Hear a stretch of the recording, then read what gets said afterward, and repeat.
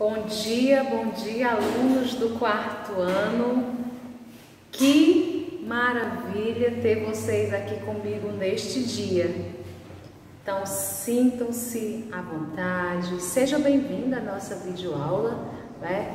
Hoje, vocês, alunos e alunas do quarto ano, terão a oportunidade de assistir nessa videoaula a nossa revisão de português, né? Ou seja, é uma videoaula muito mais importante, não é? Do que aquelas outras. Não quer dizer que as outras não eram importantes, eram sim, mas essa é de extrema importância. É nessa videoaula, né, que a gente vai revisar, reforçar aqueles conteúdos que estarão na sua avaliação, certo? Então você fica atento, certo? Fica esperto nas nossas dicas, nas nossas explicações, que eu tenho certeza que você vai tirar uma boa nota.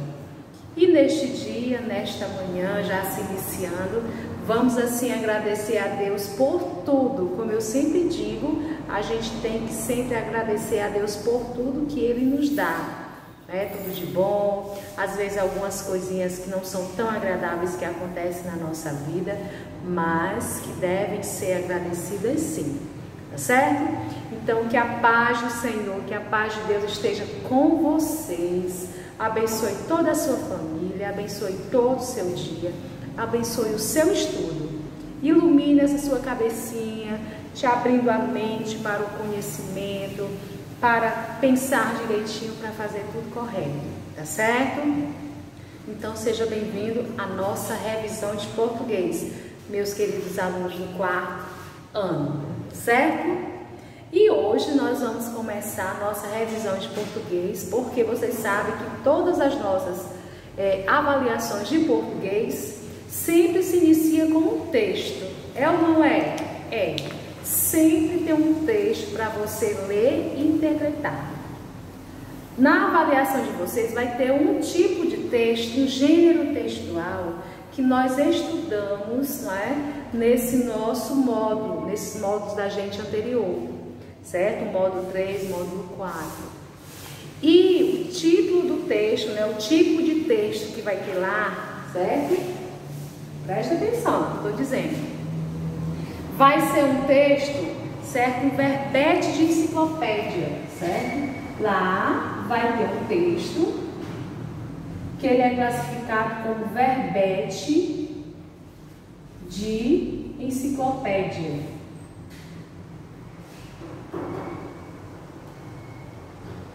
Certo? Você vai ler esse verbete de enciclopédia, tá certo? Vocês ainda lembram ainda o que é um verbete de enciclopédia, certo? Qual foi o modo que a gente viu o verbete de enciclopédia, você lembra? Que até ele falava, né? Explicava sobre os cachorros, né? Você lembra? Os cachorros que nos acompanham, né? Que são nossos amigos, explicavam, né? o que era que realmente eles sentiam quando ficavam perto da gente. Eu pedi até que vocês produzissem um verbete de enciclopédia na nossa aula de produção, não é? Ou seja, naquele nosso verbete de enciclopédia que a gente viu no nosso módulo 3, falava do cão, né? Certo? Ou seja, qual o objetivo de um verbete de enciclopédia? Qual o objetivo? O objetivo dele é o quê? Apresentar informações sobre determinado assunto. Esse é o objetivo de um verbete de enciclopédia. As enciclopédias podem ser quê? Pode ser impressas ou online, certo? Então não esqueçam. Verbete de enciclopédia, eles têm por objetivo, né, apresentar informações sobre determinado assunto. E lá na provinha de vocês vão ter um verbete de enciclopédia que vai falar da andorinha, certo? Lá no verbete de enciclopédia da avaliação de vocês, terá esse verbete de enciclopédia que falará da andorinha, certo?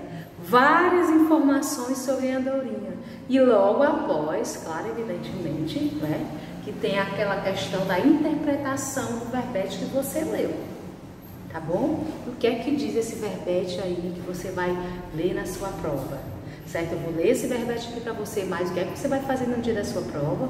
Você vai ler novamente, vai entender, né, para poder responder as questões de interpretação, certo? Olha só, a andorinha é um pássaro migratório da família dos hirudinídeos, formada por mais de 90 espécies. Por passar a maior parte do seu tempo voando, a andorinha desenvolveu uma capacidade curiosa. Pode caçar insetos e comê-los no ar, enquanto voa. Consegue essa proeza graças ao seu corpo alongado e às suas asas pontiagudas. Voraz, ela exerce uma tarefa útil ao homem, o controle da população de insetos nas áreas em que vive. A andorinha é um pássaro geralmente pequeno. A maior parte delas não passa dos 13 centímetros de comprimento, embora algumas espécies sejam maiores. Tem um bico curto, mas largo e chato, e a cauda bifurcada. Em geral, sua plumagem é azul ou verde metálica, mas pode ser em tom amarronzado. Algumas espécies constroem os ninhos em forma de taça, com estrume ou barro e saliva, fixos em paredes ou em beirais de casas. Outras preferem troncos ocos ou buracos em pedras, falésias ou barrancos, onde escavam galerias, aliás. Chocam de 2 a 7 ovos por ninhada. Um mesmo ninho, sempre restaurado, pode ser usado por até 15 anos. As andorinhas vivem em bandos, executando audaciosas acrobacias. São encontradas por todo o mundo, com exceção dos desertos e dos polos. Em busca de calor e alimento, fazem longas migrações, nas quais chegam a voar 500 quilômetros em um dia. Uma andorinha comum pode passar o verão no hemisfério norte, no Canadá, e depois ir atrás do verão no hemisfério sul, na Argentina. O estado do Espírito Santo, no Brasil, recebe todos os anos milhares de andorinhas em rota de fuga do frio da Patagônia. Nos países mais frios, o retorno das andorinhas anuncia o fim do inverno. No Brasil, há 17 espécies de andorinhas. A maior delas é a andorinha do campo, ou taperá, que mede 19,5 centímetros e pesa 43 gramas. Em geral, tem as costas azuis e o peito castanho acinzentado. Uma das menores é a andorinha pequena de casa, que não passa dos 12 centímetros de comprimento e pesa 12 gramas. Certo? Então, esse texto aí, esse verbete de enciclopédia aí, é o verbete que você vai ler e interpretar. Certo? Você faz a leitura. Professora, eu li uma vez e não encontrei a resposta. Você lê uma, você lê duas, você lê três, você lê quantas vezes for necessário para poder pesquisar, para poder encontrar, certo? As respostas que serão colocadas lá na sua prova. Então, esse gênero textual, né, que você leu, ele não é uma lenda, não é uma carta, não é uma reportagem, é um verbete de enciclopédia, certo? A andorinha, o gênero textual aí, ó, é um verbete de enciclopédia, certo? Ou seja, traz informações, do jeito que eu falei para você, né? Apresenta informações sobre determinado assunto, no caso aqui, as andorinhas, né? Ou seja, informações que talvez você nem soubesse, que nem eu sabia, né? Então, são informações que a gente fica por dentro, que a gente fica conhecendo, certo? Por exemplo, você sabia quantos ovos a andorinha pode chocar com ninhada? Quantos ovos? Quantos ovos ela pode chocar aí por ninhada? Ela choca quantos ovos? de 2 a 7 ovos, né? Ó, ela choca por ninhada de 2 a 7 ovos, certo? De 2 a 7 ovos por ninhada que ela choca, né? Coisa que a gente não sabia. Aí outra informação que tem aí que você poderia até me perguntar, né? Quantas espécies de andorinhas há no Brasil? No Brasil, quantas espécies de andorinha? Quantas? 17, ó. No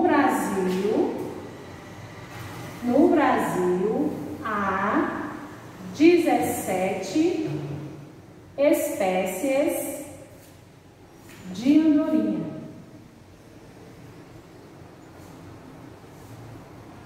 Certo? Então são informações que você vai procurar e você vai encontrar onde? No texto, certo? No texto do verbete de enciclopédia. Se eu perguntasse para vocês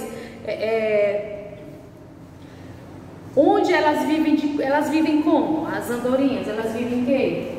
Em bandos, né? Elas vivem em bando, certo? São informações que você encontra aqui nesse texto de verbete de enciclopédia, certo? Então não esqueça, esse texto aqui tem como título andorinha, certo? É um verbete de enciclopédia, tá bom? Um verbete de enciclopédia. As andorinhas, elas chocam por ninhada de 2 a 7 ovos. No Brasil, né, existem 17 espécies de andorinha, certo?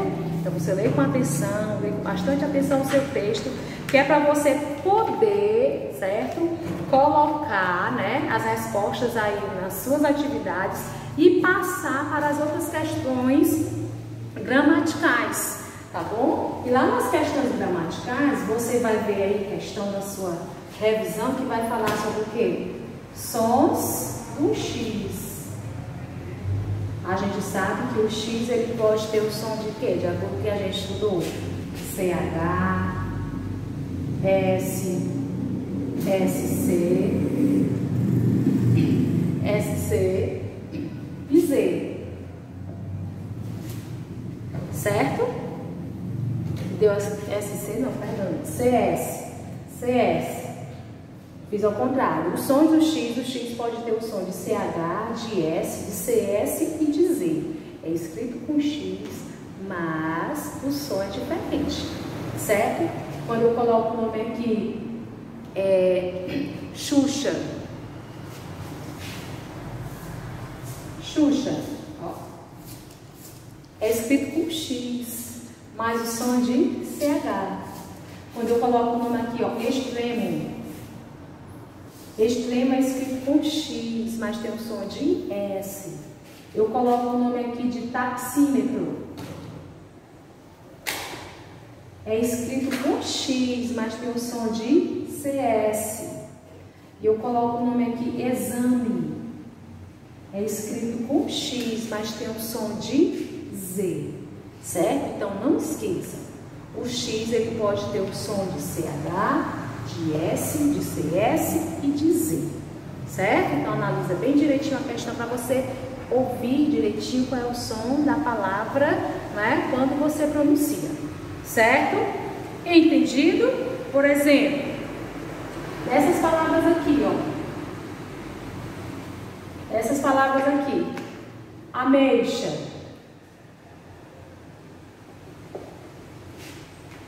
outra palavra, textura. E outra palavra, taxímetro. Pronto. Ameixa. Esse X aqui tem o som de quê? CH. Textura. Tem um som de quê? S. Taxímetro. Tem um som de quê? CS. Certo? Então o som aí, ó, que representa cada letrinha aí, X nas palavras, certo? Entendido? Muito bem. Outra questão que você vai ver aí na prova, essa aqui, ó. O LH e o LI. certo?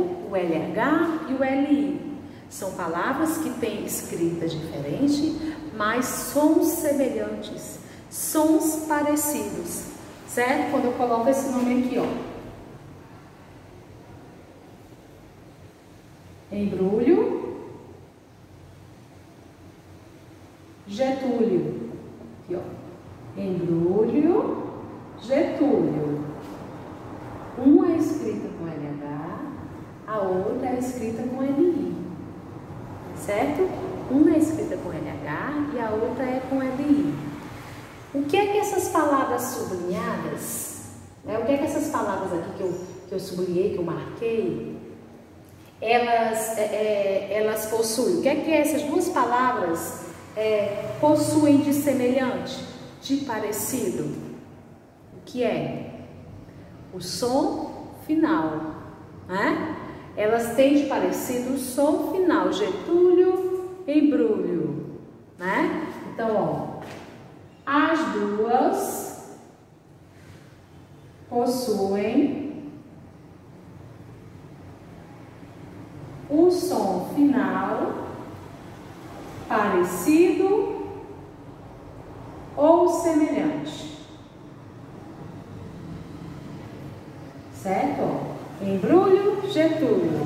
A gente tem a impressão que embrulho e Getúlio é o mesmo som, né? Mas quando a gente escreve e observa, a gente percebe que são sons diferentes e escritas diferentes. Sons parecidos, semelhantes, ó. Embrulho, Getúlio. Certo? Entendido? Então, elas possuem som final, parecido ou semelhante, certo? Esse é um dos assuntos que você vai ter na sua prova, tá bom? Ótimo. Vamos aqui falar de nosso outro assunto. Vamos aqui. Nós vamos agora ver aí o grau do adjetivo, certo? Que é o adjetivo, qualidade, característica dos seres, certo? Eu vou colocar aqui 3 frases para você me dizer qual dessas frases indica a forma mais intensa, aquela forma com mais força, certo? Vamos aqui, ó. Ana estava feliz. Essa é a primeira frase, certo? Na outra, Ana estava muito feliz. Essa é outra frase. Na última frase, Ana estava felicíssima. Pronto. A outra frase, certo? Eu tenho aqui 3 frases. Ana estava feliz, feliz é o adjetivo. Ana estava muito feliz e Ana estava felicíssima. Se eu pedisse para você identificar, certo? Dessas 3 frases aí, eu coloquei aqui, dessas 3 frases. Qual é dessas 3 frases aí que está mostrando que o adjetivo ele está de uma forma mais intensa, com mais força? Qual? Ana estava feliz, Ana estava muito feliz, Ana estava felicíssima. Só dando a dica para vocês, são 2 frases, tá certo? Tem 2 frases aí com um adjetivo que está indicando que o adjetivo está de uma forma mais forte, mais intensa. Então seria o quê? Ana estava muito feliz e Ana estava felicíssima. Pronto. Essas 2 frases aqui indicam, né, que o adjetivo está de uma forma mais forte. Essa daqui é porque ele está usando 2 palavras para intensificar o adjetivo. Muito feliz. Já nessa aqui ele utiliza uma única palavra para intensificar o adjetivo. Felicíssima. Certo? É a mesma coisa de eu dizer assim, Luciana é inteligente. Normal. Adjetivo inteligente. Mas se eu quiser intensificar esse adjetivo, eu posso colocar Luciana é muito inteligente ou Luciana é inteligentíssima. certo? Então, não esqueçam, o adjetivo, quando ele vem com duas palavras, ele está intensificando o adjetivo ou com uma só palavra para intensificar. Quando termina com íssimo, com íssima. Então, essas duas frases, ó, muito feliz e felicíssima, certo? Entendido? Muito bem. Ainda falando de grau do adjetivo, né? Ainda falando de grau do adjetivo. Quando eu falo de grau do adjetivo, como eu disse para vocês, ele pode ser formado por uma ou por duas palavras, certo? Quando eu digo assim, ó, Maria é bonita, linda, vou botar linda, linda, pronto, certo? Eu posso transformar essa frase aí num grau superlativo, né? Formado por uma e por duas palavras, certo? Por duas palavras, essa frase aqui vai ficar: Maria é muito linda. E formado por uma só palavra, vai ficar: Maria é lindíssima. Pronto, certo? Então aqui eu coloquei no grau superlativo, certo? No grau superlativo, formado por duas palavras e formado por uma palavra. No grau superlativo a gente intensifica o adjetivo, como eu já falei, certo? Então, ó, fica assim, se eu pedir para você colocar, certo? Aí na prova, pegar a frase e formar o grau superlativo com duas palavras e com uma palavra, você vai fazer igual esse exemplo aqui. Não igual essa mesma frase, mas o exemplo parecido, certo? Maria é linda, então você vai escrever Maria é muito linda e Maria é lindíssima, certo? Entendido, né? Muito bem. Se eu pedisse para vocês também, olha só, se eu pedisse para vocês que colocassem no grau superlativo absoluto apenas com uma palavra, certo? Apenas com uma palavra, esses adjetivos aqui, ó, sagrado, como é que ficaria? Simples, notável e feliz, certo? Vamos lá, ó. Sagrado ficaria como? Se eu quisesse colocar esse adjetivo com uma só palavra, ficaria como? Sacratíssimo.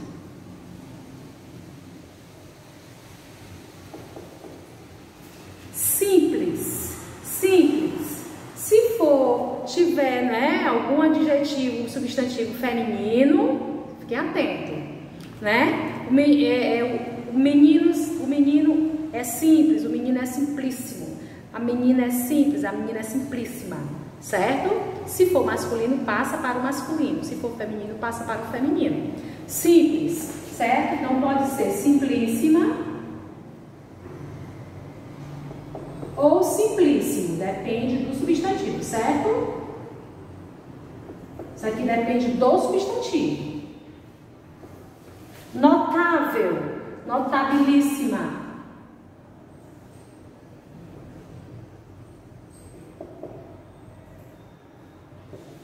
E feliz também depende do adjetivo. Felicíssimo, felicíssima. Certo? Felicíssimo, felicíssima. Certo? Se eu pedisse para vocês completassem, né, fizessem apenas com uma palavra, representassem esses adjetivos aí. Ficaria dessa forma. Apenas com uma palavra. Certo? Entendido? Muito bem. Ótimo. A gente vai também, vocês vão ter aí na avaliação de vocês a questão sobre o uso da vírgula. Certo? Esse uso da vírgula aí a gente viu no nosso módulo 4, certo? Vou ver aqui. No nosso módulo 4, que vocês viram aí a questão do uso da vírgula. né? Que ele é um sinal de pontuação que pode ser empregado para quê? O uso da vírgula. Para separar um termo que indica explicação ou esclarecimento. Por exemplo, Eduardo, meu irmão, gosta de ler. Certo? Eduardo, meu irmão, gosta de ler. Meu irmão gosta de ler. Certo? Eu estou explicando aqui. Então, nesse caso aí, a vírgula ela foi usada para dar uma explicação, fazer um esclarecimento. Ela pode ser usada para separar uma enumeração, certo? Separar uma enumeração, certo? Quando eu digo assim, vi uma foca, uma garça e um jabuti, certo? Ou nessa página que você coloca, ó, vi uma foca, vírgula, uma garça, um cavalo e um jabuti, certo? Pronto, você está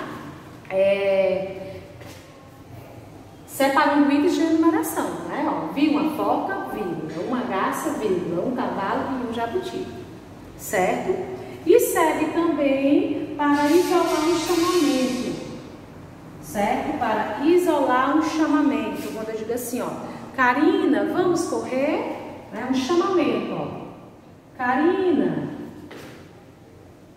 vamos correr, certo? Chamando, chamamento, tá certo? Lá na provinha de vocês vão ter uma tirinha que vocês vão ver para que é que está servindo aquela vírgula, certo? E ela vai lá, ela vai estar com vários itens de enumeração, certo? Vai estar lá numerando vários itens lá na tirinha. Aí você vai ver qual é a função da vírgula lá naquele, certo? Naquele local lá, certo? Olha só. A gente vai ver aqui também, vocês vão estudar a questão dos adjetivos, certo? O que é um adjetivo? Adjetivo é o quê? Adjetivo é a qualidade, né? Característica, certo? Qualidade ou característica, né? Do substantivo, certo? É aquela palavra que acompanha o substantivo, caracterizando ou qualificando, certo? Quando eu digo assim, ó, o menino é legal. Qual é a característica aqui do menino? Legal. Essa característica aqui é adjetivo, certo? Porque está caracterizando o menino, certo? E você vai ver também a questão dos adjetivos pátrios, que é esse adjetivo pátrio que você vai estudar na sua gramática. São aqueles adjetivos que indicam nacionalidade ou lugar de origem de alguém, certo? Quando eu digo assim, ó, o adjetivo pátrio, né? Quando eu digo assim, vou colocar aqui, ó, adjetivo pátrio. Marina nasceu em Fortaleza. Se ela nasceu em Fortaleza, ela é o quê? Fortalezense. Paulo é de Cascavel. Então, ele é o quê? Cascavelense. Isso daqui, gente, a gente chama de adjetivo pátrio, certo? Porque indica, são adjetivos que indicam a nacionalidade ou o lugar de origem de alguém ou de algum objeto, né? De alguma coisa. Quando eu digo assim, a pizza, professora, é italiana. Italiana aí é adjetivo pátrio, porque indica o quê? Da Itália, certo? Lá na avaliação de vocês vão ter uma anedota, uma piada, tá certo? Lá vai ter uma anedota, uma piada. Nesta piada, vai ter lá alguns adjetivos pátrios que indicam a localidade, certo? Então, o que é que você vai fazer? Você vai sublinhar esses adjetivos pátrios e você vai escrever, certo? A que localidade pertence cada um deles. Por exemplo, se lá tivesse Cascavel, é só um exemplo, viu? Se lá tivesse Cascavelense, certo? Se lá tivesse Cascavelense, aí você iria colocar o quê? Cascavel. Certo? Você sublinha o local, certo? Os adjetivos pátios e indica a localidade que pertence aos mesmos. Lá na anedota de vocês vai ter o quê? Vai ter lá francês. Qual é o lugar de origem de quem é francês? Da França. E lá vai ter também inglês. Inglês é da onde? Inglaterra. Aí, ó. Inglês, Inglaterra. Certo? Então não esqueçam, lá na anedota de vocês vai ter esses dois adjetivos práticos. Francês, França, inglês, Inglaterra. Certo? Muito bem. Nós vimos também, pessoal, a concordância, né? Adjetivo, substantivo e adjetivo, né? Concordância. A gente percebeu, a gente estudou que os adjetivos, né, e substantivos, eles têm que ter uma concordância. Se o substantivo está no masculino, o adjetivo tem que estar no masculino. Se o substantivo está no plural, o adjetivo também tem que estar no plural. Certo? Não esqueçam. E lá, certo? Você vai ter várias frases. Aí você vai ter algumas frases, olha só. Deixa eu colocar aqui, ó. Substantivo e adjetivo concordância. Substantivo e adjetivo, certo? Concordância.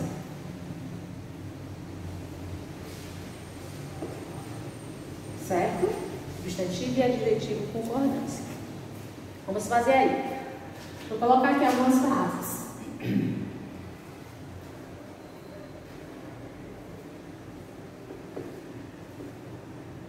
O exército atacaram a cidade. Eu, tu e ele chegaram atrasados.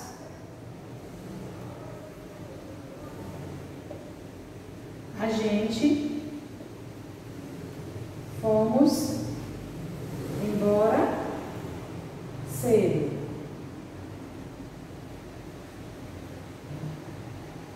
As mochilas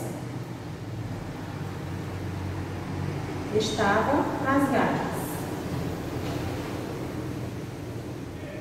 Rasgadas.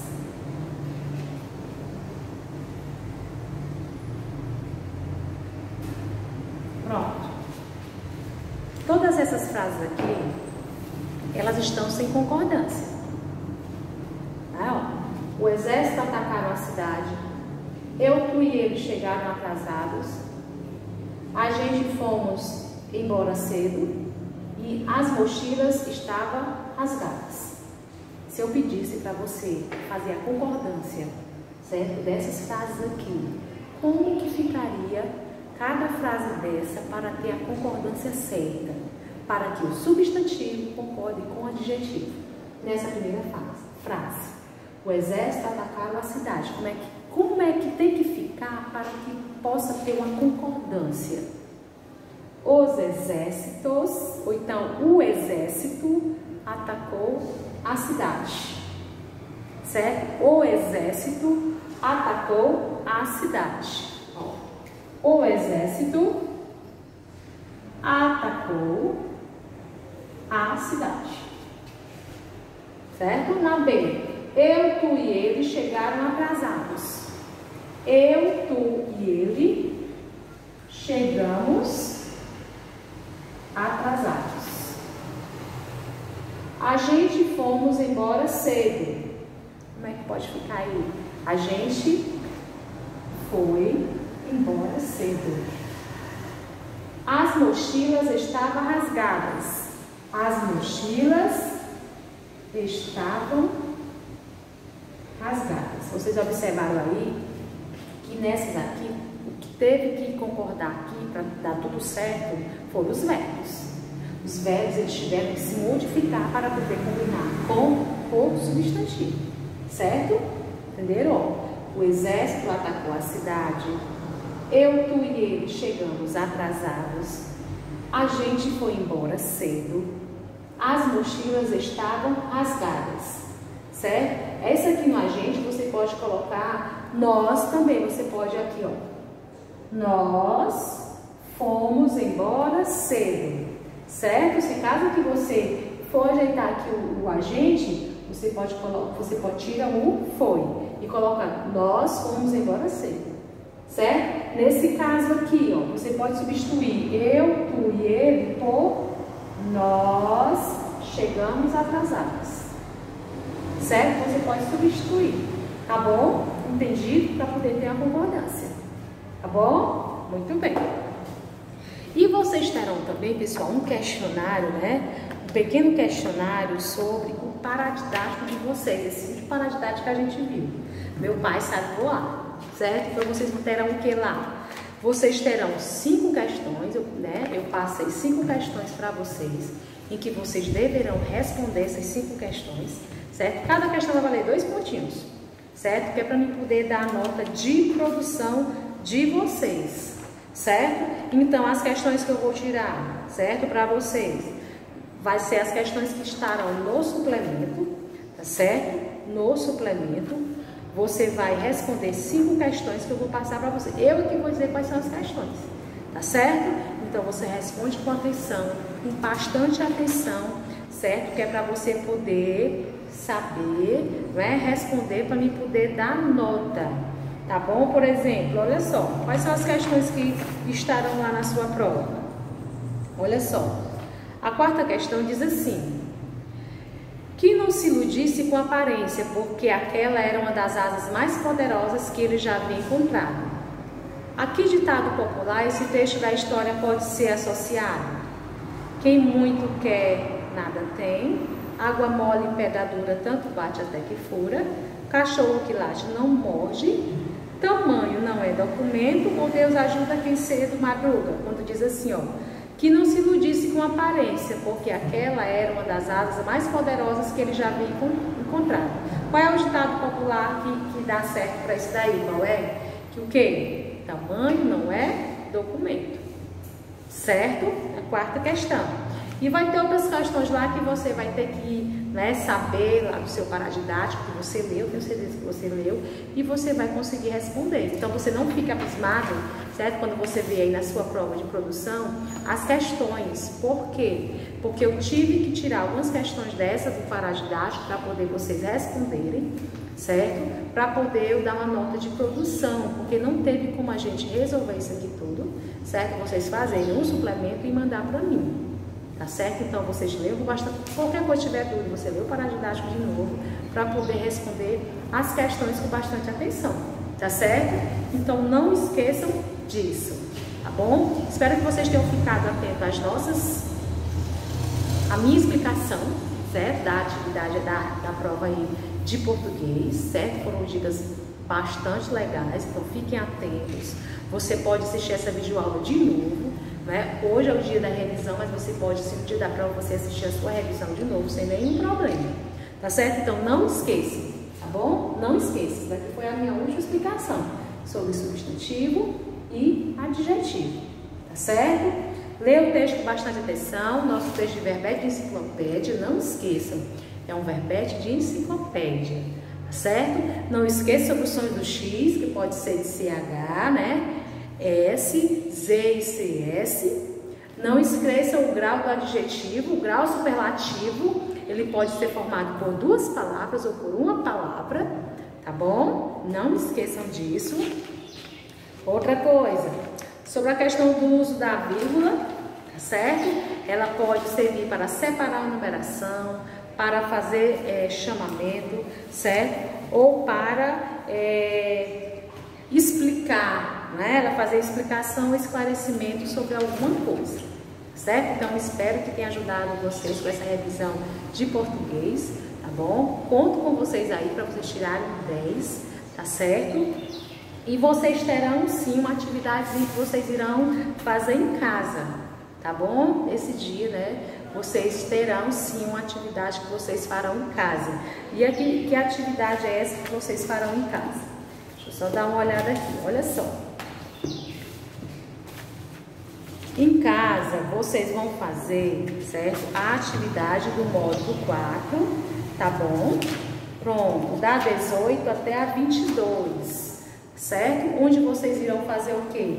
Vocês vão ver um trecho, um relato pessoal, certo? O relato que vocês vão ver é da Ana Maria Machado, tá bom? Onde predomina os verbos no passado, que são ações que já aconteceram, cujo objetivo de um relato pessoal é compartilhar os acontecimentos importantes, né, da vida de alguém. Nesse caso aí vai ser da vida do autor, né, da autora, que no caso é a Ana Maria Machado. Então você vai fazer da página, você vai ler a página 18 e 19 e fazer da 20 a 22. São questões mesmo de interpretação, tá certo? Então não esqueçam disso, tá bom? Então eu conto com vocês, fiquem em paz, eu tenho certeza que vocês vão tirar notas belíssimas nessas avaliações, tá bom? Beijos e abraços.